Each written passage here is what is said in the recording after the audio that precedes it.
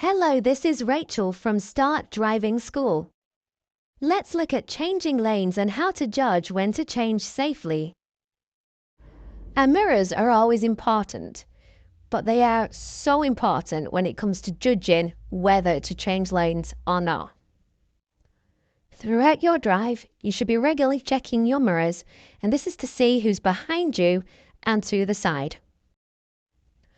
Always follow your MSM routine, and especially for when you're overtaking. When you look in your side mirror, you should split it in half, and the top left is the safety side, and the bottom right is the danger side. Once the car has moved from that left top quarter and reaches this center line and in the cross, it won't be safe to change lanes.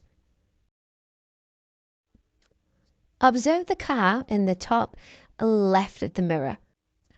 As soon as the car reaches the target in the center, it won't be safe to change lanes. When returning back to the left, ensure the vehicle can be seen in the top right of the side mirror, also in the left top side of the internal mirror.